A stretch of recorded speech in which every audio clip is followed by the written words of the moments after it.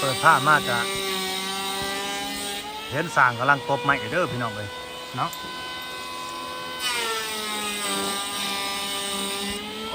สร้างกำลังกบไม้สบายดีสวัสดีขอพี่น้องเด้อ FC ที่ฮักแพงเบิร์ดทุกคนเบิร์ดสมองสบอนเสียงมันก็สิดังแน่เด้อพี่น้องเด้อเขากบไม้ตอนนี้เนาะสร้างกำลังกบไม้เฮ็ดเฮือนน้องซ้อนน้องมิเนี่ยเนาะที่บาลามาเป็นสะพานบุญให้ผู้รักผู้ใหญ่จะดีจะบุญเพิ่นก็คือเอื้อยสมสมัยไอวีซ่าแหละเนาะเอื้อยสมสมัยไอวีซ่าแหละที่ว่าเป็นผู้รักผู้ใหญ่คอยช่วยเหลือแล้วก็ซัพพอร์ตอยู่เบื้องหลังอะไรเนาะอยู่ต่างประเทศพี่น้องเอ้ย USA เนาะ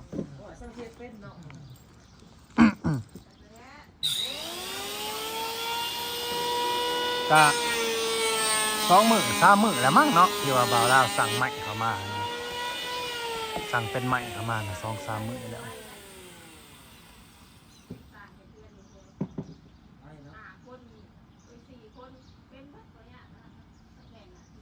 บ้านนี่ให้คอยซื้อตะปูมาสิได้ตอกมันบ่ตะปู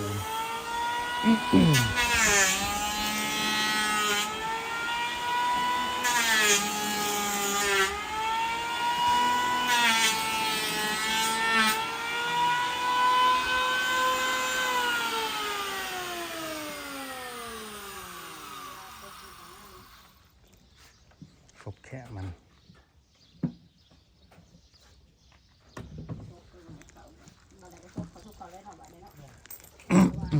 ไม่พวกนี้แล้วเอาไปแล้วเนาะก็ไปแล้วยังไม่ได้พูดแต่เช้ายังไม่ได้ครึ่งแต่เช้า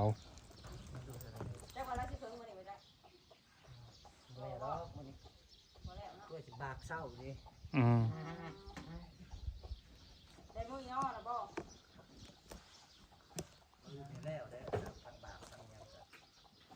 แล้วมือนอกบากเนาะ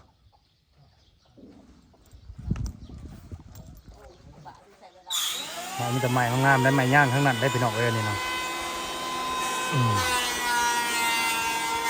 มันจะใหม่ดีๆทั้งนั้นได้บ่เราสั่งเข้ามา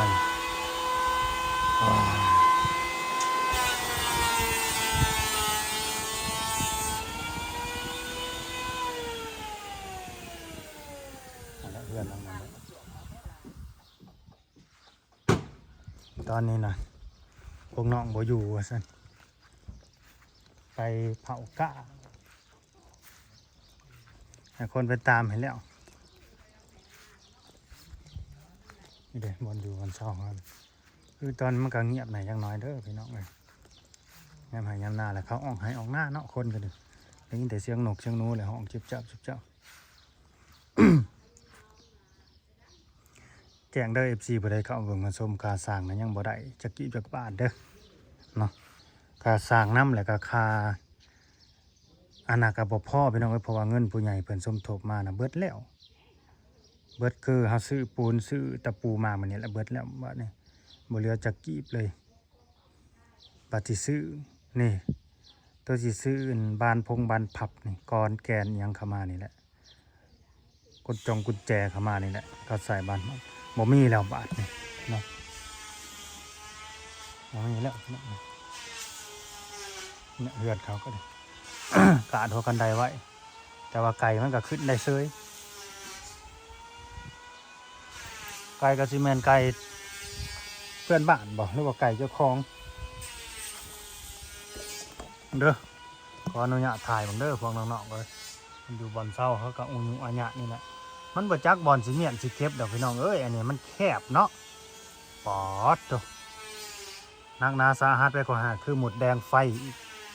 ขึ้นเพื่อนเขามันบกัดกับบอนเนาะเวลานอนกลางคืนนี่เขาหมุดแดงไฟ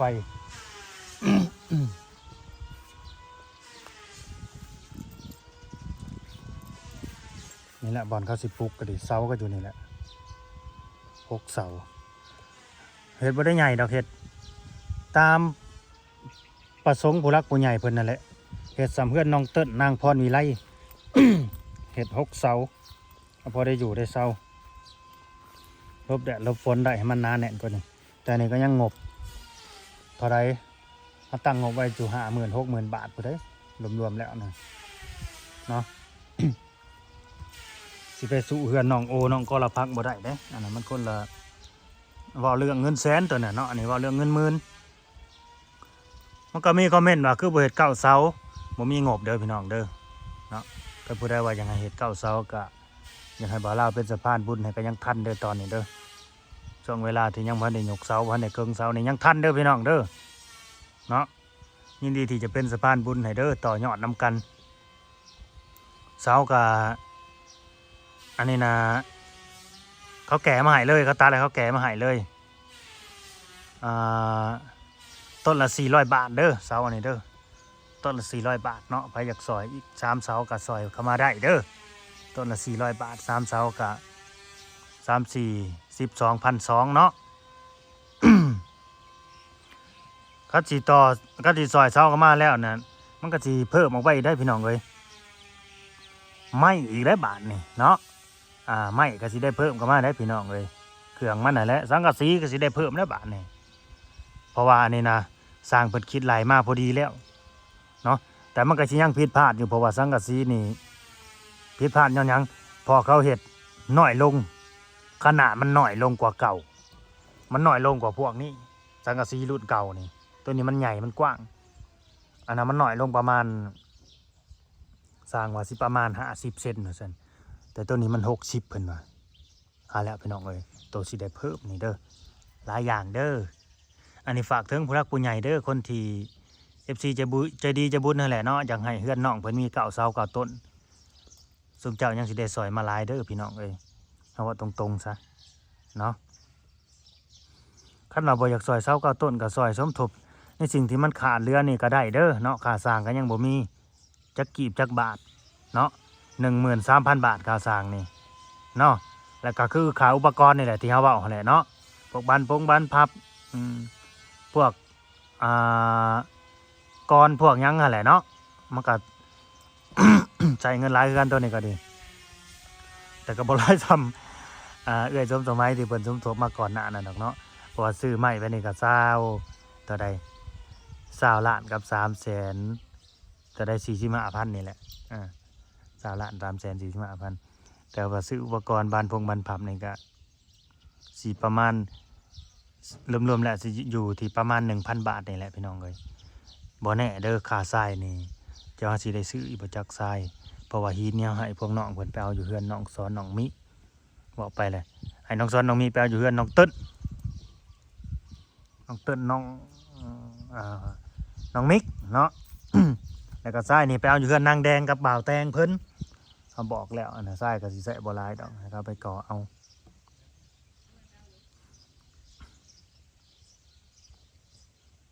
กะตามนั่นแหละบ่ว่าหลายเนาะมื้อนี้ก็ซื้อตะปูแล้วก็ปูนสร้างสิยกลงมาเลยบ่ปูนน่ะหรือถ่ายนอกซ้อนมาหรือเจ้าสิยกเองบ่ปูนกับตะปูฮะซื้อมาเบิดแล้ว ถือมาครบหมดแล้ว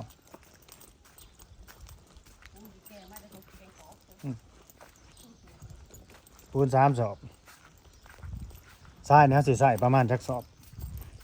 ได้แล้วได้ไปซื้อใหม่บ่ บ่ไปเอาอยู่เฮือนนางแดงโดด สร้างว่าให้สร้างไปเอาหรือว่าให้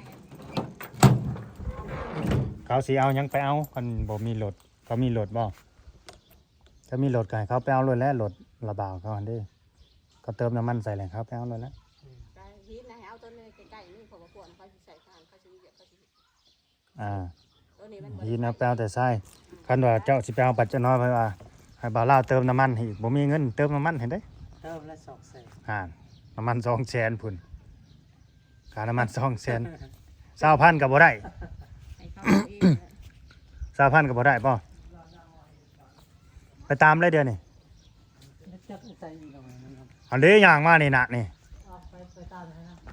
นะ เด้ยังบ่ได้ไปตาม คนเอาไปเดี๋ยวนะ อ่อนมาบอกตอนจะเอาไว้เด้อแล้วป่วยอันมาเบิดทั้งสอง เจ้าว่าเขาไปหาอยู่หากินบ่จัก ว่า ก็มีเฮ็ดมีฮ้อนก็มาแน่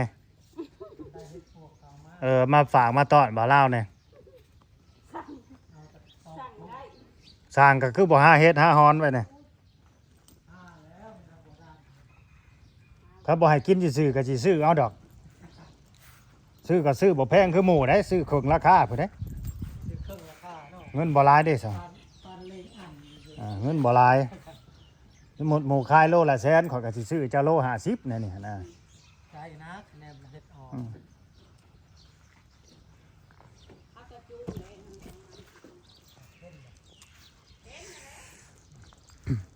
แล้วแกก็ประมาณวันเช้าวัน ออกเฮ็ดปวกออกเดี๋ยวนี้นะ เอากระจูง มันหากย่านออกเป็นบางหมู่บ้านอยู่ก็เบิ่งคักเลย บอกว่าแบบบ้านที่ฝนตกถามนี้ แม่นอันนี้ก็ตกอยู่แล้วว่ามันหักตกบ่แห้งนี่น่ะนี่อืม โอ้เพลงทางแดงเด้อเมื่อคืนเมื่อวานนี่นะตอน11 โมงเนาะล้นเลยหายนาทางบ้านกลางนี่บ่มีทางแดงนี่เด้สามแยกนี่เด้ โอ้ข่อยไปเนี่ยบ่ได้เด้นี่เนาะพังว่านี่เนาะ ได้ อย่ามันทางลมมาแล้วปิดมันจักทางแดง3แยกบ่ได้ออกไปบ้านนั่น เดือนของกำลังนะ ออกไปบ้านผู้แหละในคำตองหลองผู้แหละ อ๋อทางหลังเนาะคนวันนี้นะ ห่างแห้งอยู่แถวนี้ซื่อ ทางแถวนี่ทางแดงนี่นะ ๆอืม ทำบันหลง ทางแดงไป ยาก ทาง มันเป็นอะไรคนเลือกมันก็ คลิปนี้ก็สิถ่ายยาวฮอด20นาทีอยู่บ่อันนี้สิมีผู้เบิ่งก็มาเบิ่งฮอดจบคลิปอยู่บ่จักแล้วก็ใส่อีบ่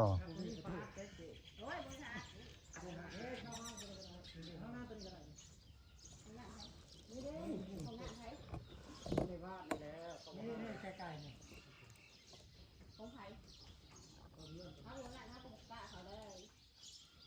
จะขอข่าวเลยแล้วเนาะเฮือนแต่ก็ย่างเพื่อนน้องเติ้นพุ่นแหล้วคำบ่อยากเข้า ไอ้นี่เดียวนี่นี่ก็อนุญาตถ่ายดีเด้อเท่เลยนี่ได้เลยรอลิงนิดเดียวดี